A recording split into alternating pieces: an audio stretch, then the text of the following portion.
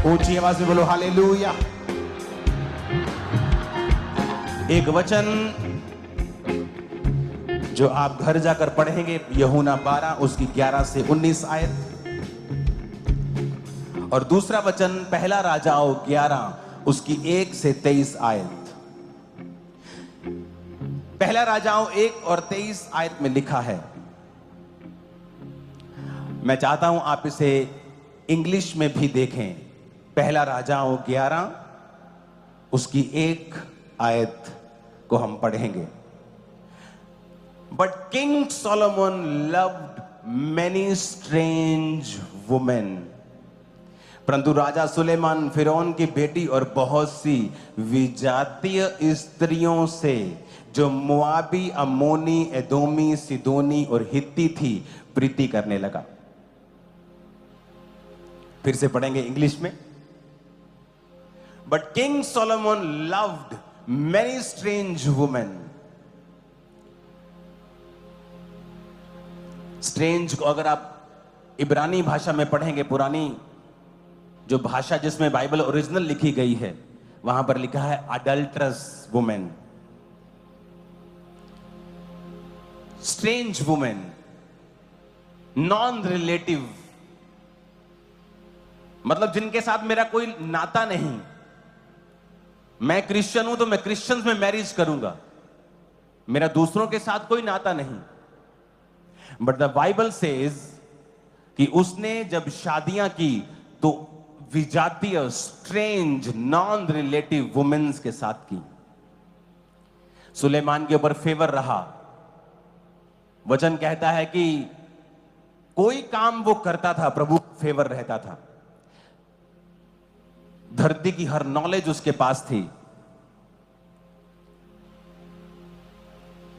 सूर्य से लेकर समुद्र की मछलियों तक लेकर, घोड़ों से लेकर हर चीज की उसे अच्छी नॉलेज थी। जब अच्छी नॉलेज उसके पास थी तो वो हर चीज में अच्छा व्यापार करता था, और जब हर चीज में अच्छा व्यापार करता था, फेवर उस पर रहता था, बिजनेस उसका बढ़ता जा रहा था और वो दुनिया का सबसे अमीर राजा बन गया।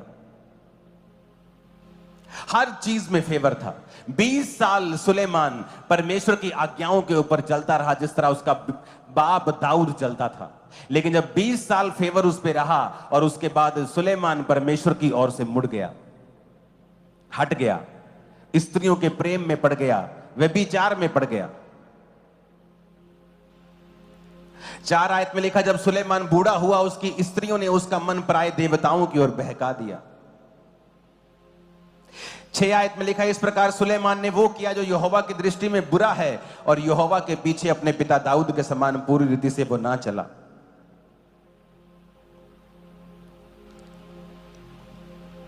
9 आयत में लिखा, फिर यहोवा ने सुलेमान के ऊपर क्रोध किया, क्योंकि उसका मन इजराइल के परमेश्वर यहोवा से फिर गया था, जिसने 2 बार उसको दर्शन दिया था। 11 आयत में लिखे, इसलिए यहोवा ने सुलेमान से कहा, तुझसे जो ऐसा काम हुआ है, तू मेरी बंधाई हुई वाचा और दी हुई विधि को पूरा नहीं कर पाया, इस कारण मैं तेरे राज्य को तुमसे छीन कर तुम्हारे ही एक कर्मचारी को दे दूंगा। परमेश्वर कहता, मेरा फेवर तेरे ऊपर था तो तू बढ़ता रहा था, लेकिन तू विजातीय स्त्रियों के प्रेम में पड़ गया। अब तू विधियों पर नहीं चला, अब मैं ये राज्य तुझसे छीन लूंगा।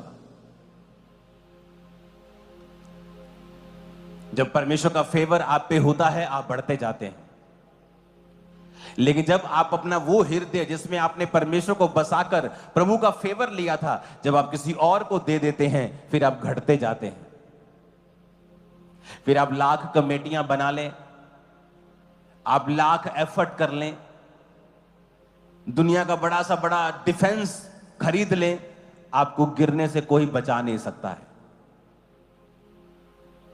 अगर यहोवा ने ठान लिया है आपको गिराना, कोई दुनिया की ताकत आपको खड़ा नहीं कर सकती। आप 10 लाख लोग इकट्ठे कर ले, तब भी नहीं।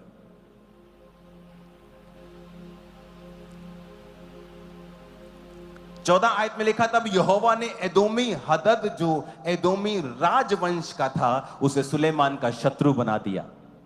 तो परमेश्वर कहता, मैं शत्रुओं को उठाऊंगा तुम्हारे खिलाफ।